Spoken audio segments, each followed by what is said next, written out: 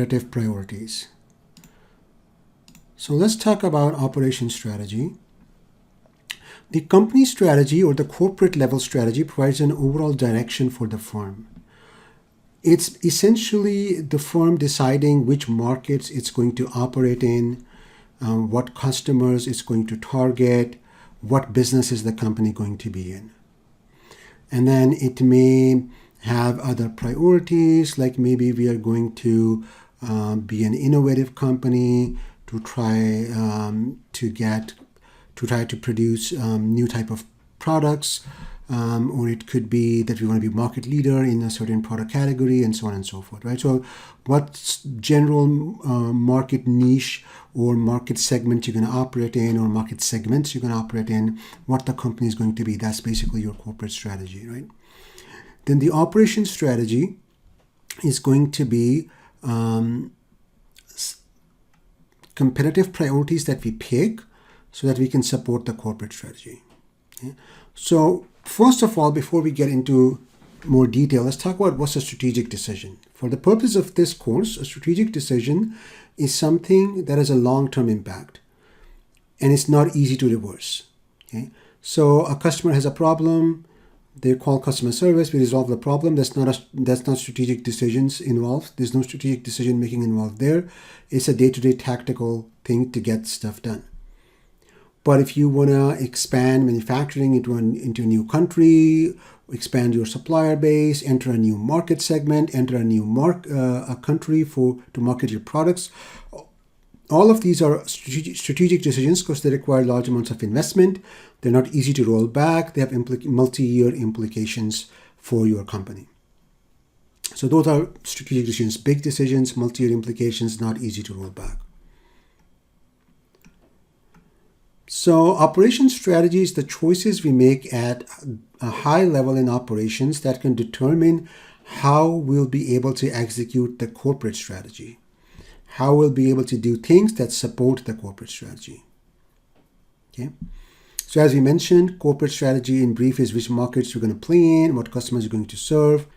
If you think about a retail store that sells things at a vacation spot like toys or memorabilia, they may say we are an experience company, we want to help improve vacation experiences of people, or they may say we're a toy company, we're going to compete with other toy companies and manufacture lots of toys. So that could be their corporate strategy. Based on what strategy they pick, we want to focus on operational capabilities that support that strategy. So if they want to be a toy company, compete with all sorts of toys, maybe we want to go low-cost toy manufacturing in our operations. If they want to be an experience company, maybe we go for a service type of operation with lots of high customer contact, lots of thought on our store operations, how our stores will look like, and how they will interact with customers. Let's look at the example of UPS. Okay, UPS decided they're going to be a reliable parcel delivery service, and they're going to be fast, they're going to be reliable, and so they had to put together a lot of infrastructure. But that's not all. They had to develop capabilities in route planning, in distribution logistics, in warehousing to support that operation strategy, right? And so they compete in the market for parcel, letter, package shipments. They're not competing in the market to ship large vehicles or grain, food products, right? They do certain things, they don't do certain things, and then the operations is designed to support what the corporate strategy says they're going to do. So let's look at some operations capabilities which we can prioritize depending on our corporate strategy, and which of these capabilities we prioritize would define our operations capability. The four high-level dimensions for operations capabilities are cost, how cost efficient your operations are, quality, and some of these have sub-dimensions. So as we'll see, quality could be about conformance to specifications or reliability, or could be about features and performance. or things to do with speed or time, how quick you can deliver, are you on time, what is your lead time to handle a customer order. If a customer order comes in today, how long does it take you to fulfill that order? And flexibility related issues like customization, the variety of goods and services you offer. So I want you to pause the video and do this thought experiment where you either do it alone or you do it with a friend, where you think about a company that is outstanding, well known for one of these four things, either cost or quality or time, which is speed or flexibility. And then also think if you can come up with a company that's known to be world-class, best amongst its competitors on all four of these dimensions. When I do this exercise in class, students will often come up with examples like Walmart for cost. Is it the cost leader? Some students will say, oh, dollar stores are cost leaders.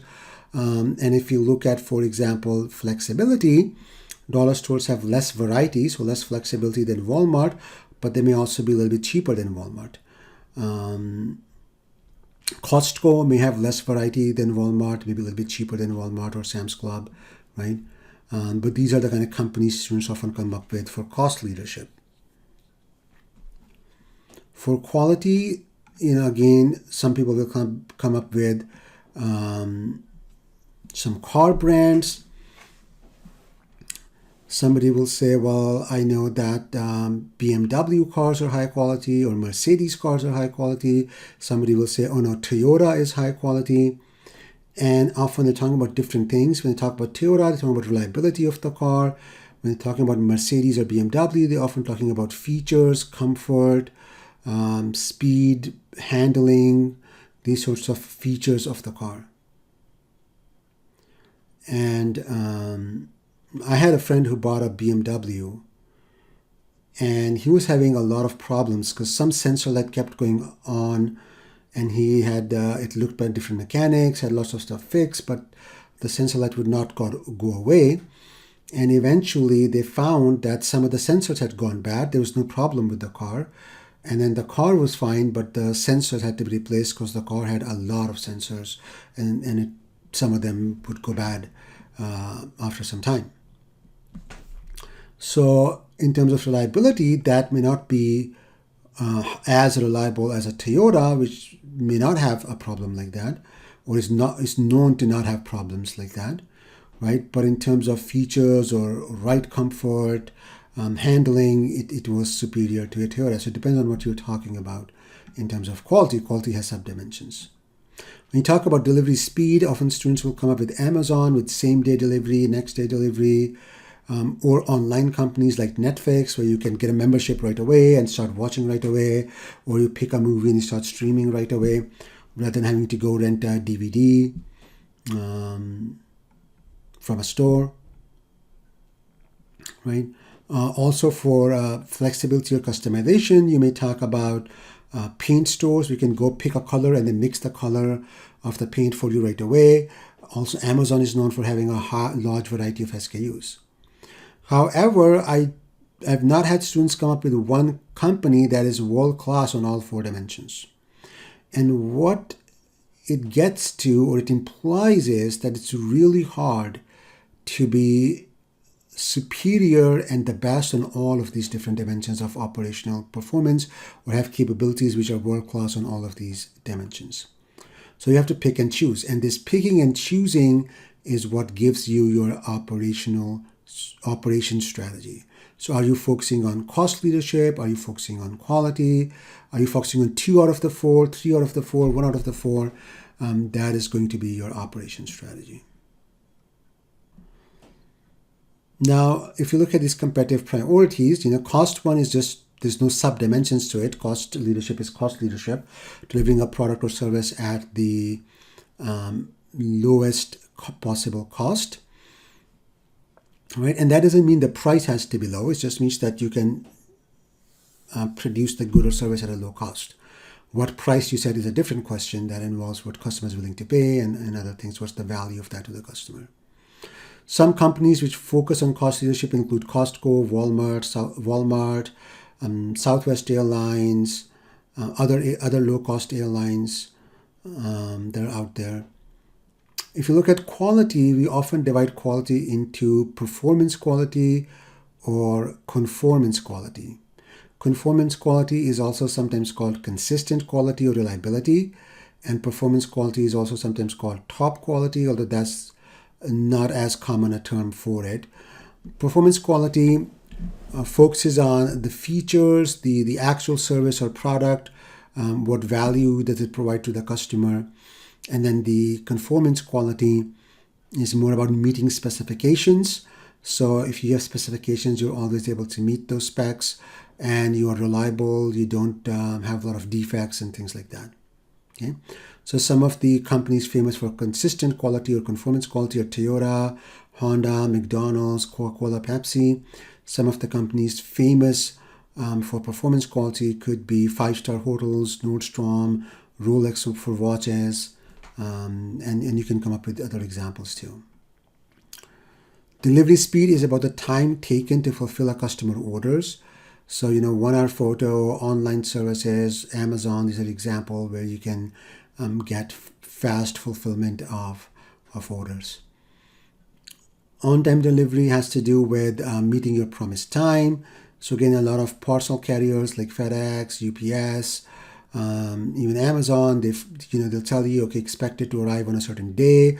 They'll give you a time of the day between this time to this time, and they try to meet that promise.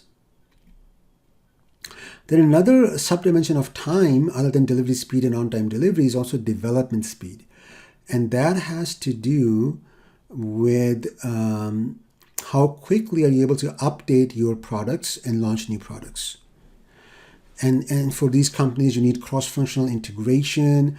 You want to focus on your new product development process as a core process. And some examples of that are Zara for launching new designs of clothing, Apple for launching like a new version of iPhone every year. 3M has been known to be an innovative company which often comes up with new products or new technologies. And so development speed is also an element of time. So when a company focuses on speed or time, it may focus on, all three of these or one of these three, right? It doesn't have to be like all three of these. You'll notice some pizza companies will say, if we don't deliver in 30 minutes or 40 minutes, the pizza is free. Again, they're focusing on on-time delivery as a competitive capability. They want to develop that capability and have that as a differentiation aspect where they can advertise, hey, you want to get your pizza warm, we promise you a certain time window, we're going to deliver within this time. Flexibility also has sub-dimensions. So one dimension of flexibility is customization. How many customization options are available for the consumer or customer? And another dimension is variety. Variety deals with how many different products or versions of products are available. The difference between variety and customization is variety is already done for you. You go and you have options available to pick from. Whereas customization involves the user specifying what sort of customization they want. So we have, online retailers like Indochino, where you can measure your body and give them measurements, and they will tailor a suit specifically for your body measurements. So they customize the suit for you.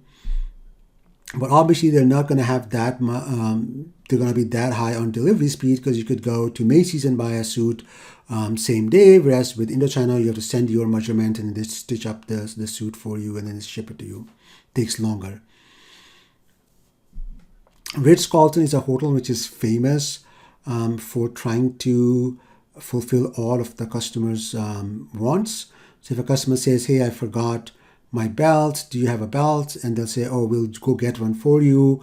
And an employee would go out and buy a belt for you, for example. So they'll go the extra mile for you. And that's what the strategies that pride themselves in a very high level of customer service, where they are able to handle custom requests from their clients or guests, which are not part of the standard service.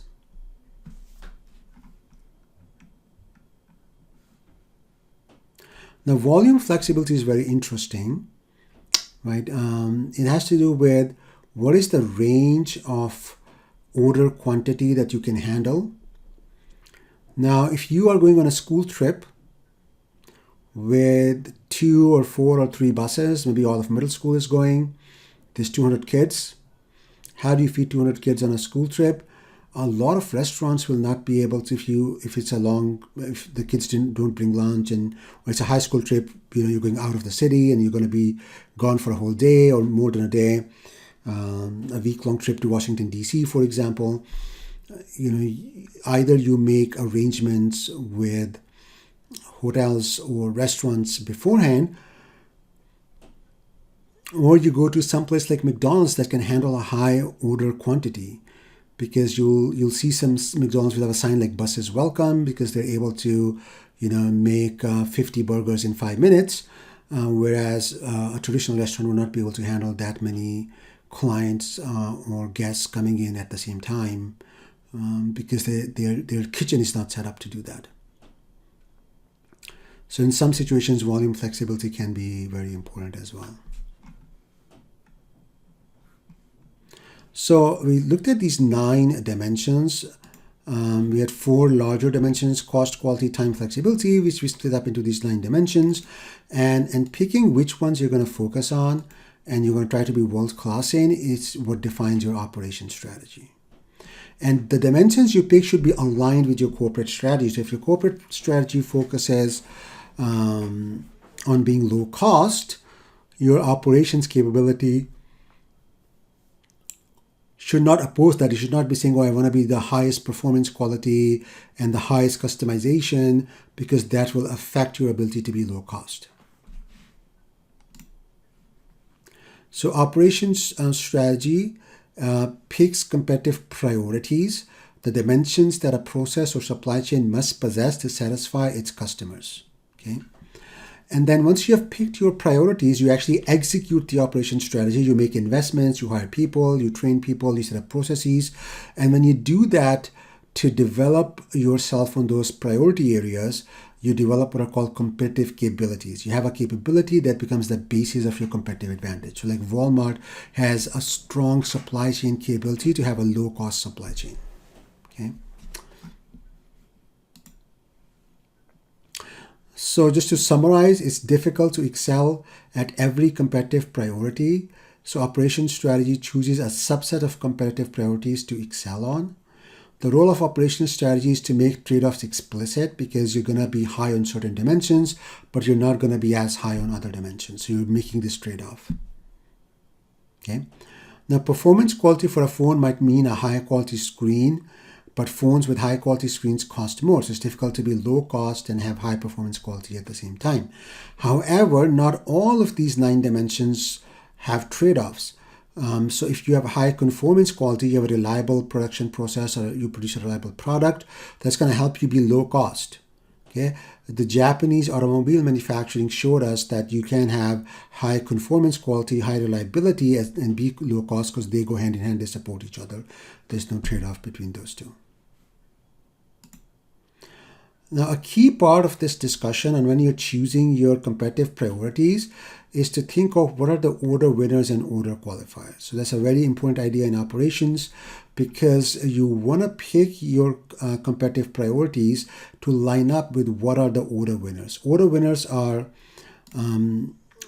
criteria that customers use to differentiate products and services. It's the reason why customers come to you versus your competitors. So the reason somebody may go to Walmart versus some other food retailer is, or some other retailer is, that Walmart has better prices or has more variety, right? So low cost and high variety, or reasonably high variety, might be order winners for Walmart. Order qualifiers are a minimum required level of a criteria that you need to be at to do business in a particular market. So cars must have certain safety features. They must have ABS brakes, they must have seat belts, they must have in the front airbags. If you can't design a safe car, if your car keeps braking on the highway, if the brakes don't work, if the airbags don't go off, you will not be allowed by regulation to be able to sell that car, or customers will not buy it because of your poor safety record, right? So that'll be like an order qualifier. Certain safety features would be order qualifiers in automotive where you have to have those. If you think about on a personal level, your employment contract may not say that you have to come to work relatively clean and not smelling. So you might say, oh, I can just go to work smelling like anything. But then if you do that, you may not have a job for long, because people will say, well, this guy does not know how to be a professional. So that'll be, but if you go to work without a smell and looking neat, that's not sufficient to get you a promotion and make you the CEO, right? So that's not an order winner. Your employer is not going to pick you or other employees just based on that. But if you don't have that cleanliness and professional look, you might be overlooked, you might not be hired, and so on. So order qualifiers, we need a certain minimum level to operate, to be in the business, but order winners are what really gets us the customers or the reason for our performance in terms of getting sales and advancing, improving our performance, and so on. So this diagram really shows us nicely how order winners and order qualifiers differ. So let's look at the diagram on the right about order qualifiers. Right? So there's a threshold point. If you are below the threshold point on that particular dimension, like safety or quality, your sales drop quickly. Like nobody wants to buy your stuff if you're below the threshold. But once you get above the threshold, it's not the basis of competitive advantage. It's not what's going to differentiate you from competitors. So you could be above the threshold a lot or just a medium amount, and your sales are not that much difference. If you're here,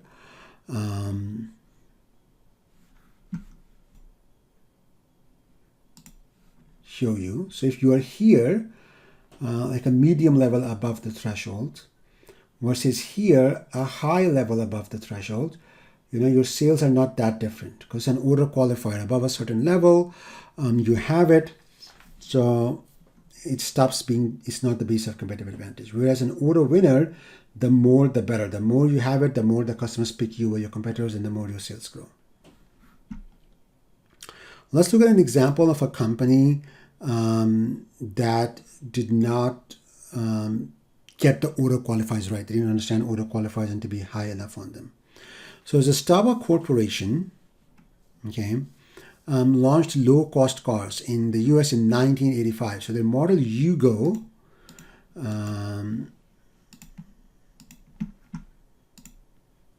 was available for $3,990. The ad is still on YouTube. So if you look at this link to the YouTube ad, you'll see that they're advertising this car. There's a picture of the car, and the new one just costs $3,990. And then the second video here talks about why this car was not successful. And there was a saying, you go keeping trucks in business because you go nowhere without one, right? Because they kept breaking down. You can't buy it today because 1990 onwards, you couldn't sell it in the US because it could not meet the safety standards and the regulatory standards to be able to be sold in the US. So the order qualifier, a basic level of quality and safety was not there in the car. It was not roadworthy. So this was the Zastava Corporation used to manufacture arms in World War II. They were a military type of supplier, and after in Eastern Europe, and after World War II, they were like, nobody's buying military stuff anymore, or at least not at the similar volumes. So what do we do? Okay, let's just make a car. So they went from making guns to kind of making cars, and they didn't end up making a good car, right? But this is a nice example of where a company did not get the order qualifiers right to be able to even compete. They tried to go low cost. Their competitive priority was low cost, right? The lowest priced and the lowest cost car on the market.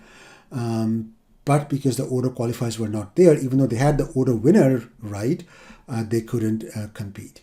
So when we're thinking of the operations strategy, we have to recognize, okay, what are the order qualifiers? I must have a basic level of performance on the order qualifiers, and then I can pick my order winners on what's going to be my strategy to win customers. Now, operation strategy, you don't have to have just one operation strategy. You could have segments of customers with a different operation strategy for each customers. Okay, so you can see that airlines do that. They have two market segments, business class or rich customers who will fly first class. And here they're not concerned with the cost.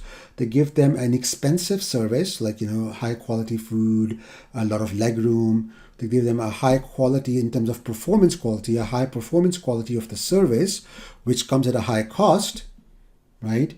And they give them customization. They can pick from a larger variety of meal choices.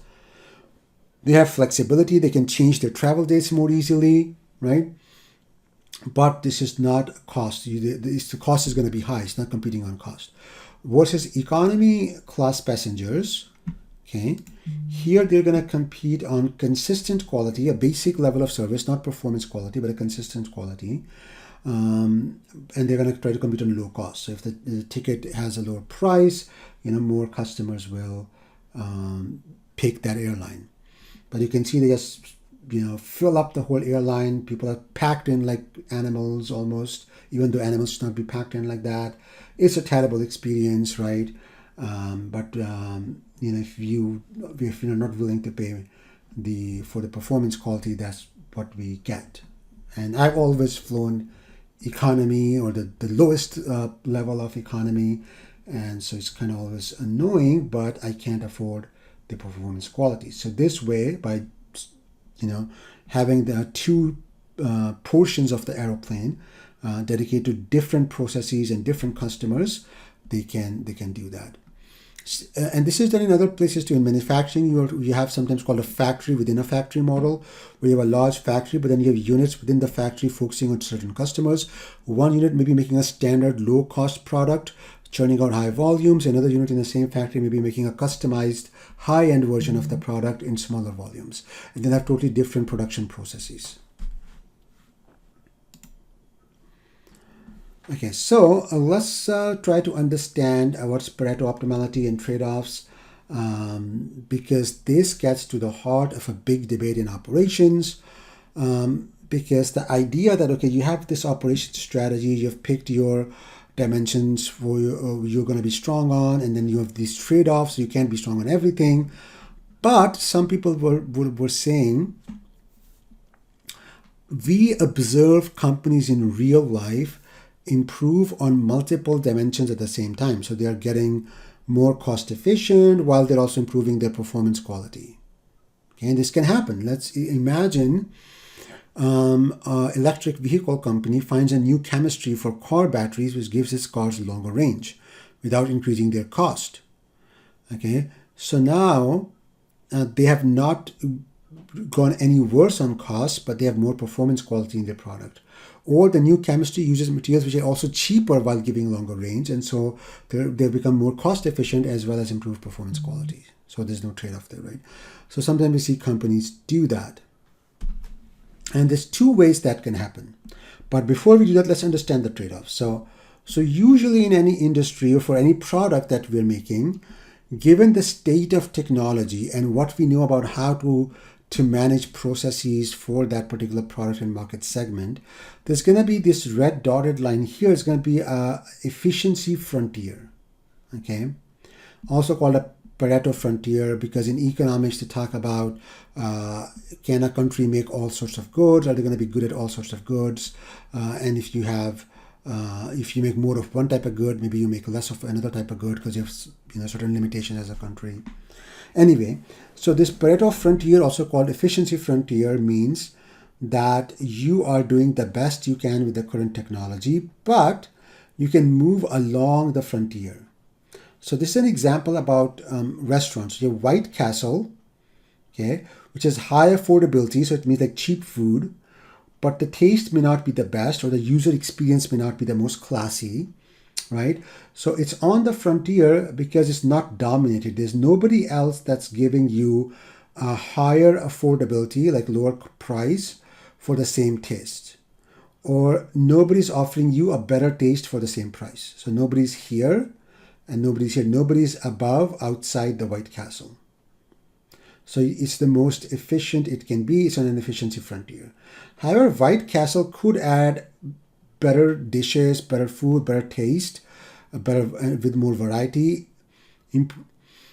So it can improve on taste. It could move towards Giovanni's, but if it goes towards Giovanni's towards this point, it's going to become less affordable. It's going to have to increase its price because it's using better ingredients, maybe it has a better dining experience, better seating, right? Hire more skilled chefs.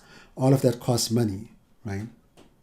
And Giovanni's can further improve their taste and go towards a Michelin AAA type of place with a very expensive chef that makes it something custom for you. And they have like maximizing the user experience and the taste, but they're really low on affordability, which means they're super expensive. So you can move along the efficiency frontier, and there are trade-offs. So you either become cost efficient or you go for user experience and taste. So you have to pick one or the other. You trade off one for the other. Right? That's moving along the red line. Okay. But look at Olive Garden here. Okay. Olive Garden is below the efficiency frontier. It could move towards Giovanni's spot. Okay. And while it moved towards Giovanni's spot, it can become more affordable and have better taste. So Olive Garden is not doing a good job with the resources they have. They could change their processes or do certain improvements, train their workers so that they can be lower cost and better taste at the same time. Maybe they have a lot of waste in their kitchens. They're not sourcing the product from the right suppliers. They produce from the right suppliers. So if they make these improvements, their cost will go down and the taste would go up because the employees will be trained to cook better and so on and so forth. Okay. White Castle and French Laundry are polar opposites. They're doing a trade-off, but Olive Garden can improve on both dimensions at the same time without having a trade-off. Okay. So, Olive Garden, we observe companies like Olive Garden where we say, oh, there's no trade-offs for this company. It can improve on multiple dimensions at the same time because it's not at the efficiency frontier. Once it gets to the efficiency frontier, then it will have to move along the efficiency frontier and it will experience trade-offs. Sometimes what can happen is that through innovation in production processes or technologies, companies will push the efficiency frontier out. So Giovanni's finds a new way to cook food or new way to grow produce or something where it can have better taste and lower cost at the same time. Yeah, so it pushes the efficiency frontier out and it can improve on both dimensions at the same time as well. And then there'll be a new efficiency frontier at Giovanni's new position, and then other companies would have to move up to that new efficiency frontier. But once you're on the new efficiency frontier, again, you'll experience trade-offs. Okay, so I hope that kind of makes sense because there'll be people who'll say, oh, well, I've seen firms that don't experience trade-off, they improve on all dimensions at the same time. Well, that's because they're not on the efficiency frontier. Once you get on the frontier, you have to either innovate new technology or new processes or something really new to move the frontier, else you would be experiencing trade-offs on the frontier with the current level of technology and the current level of knowledge. You have to do R&D and you have to do new things to move the efficiency frontier.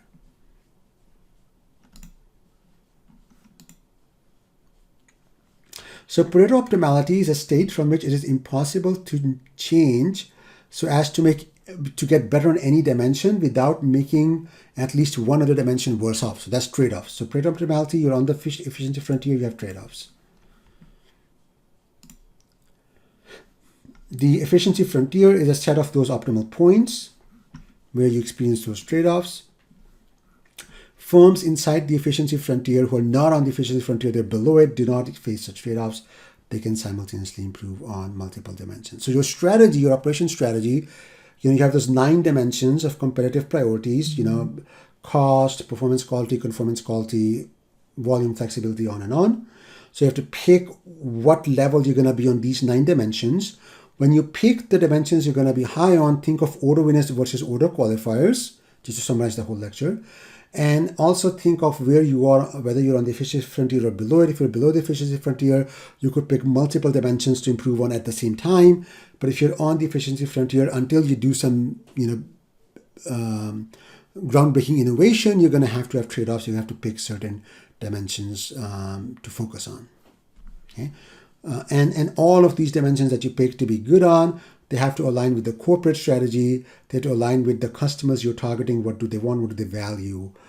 So that you can benefit from your operation strategy and earn revenue and earn money.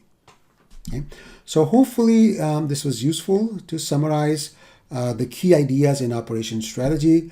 If you have any questions, you can reach out to me.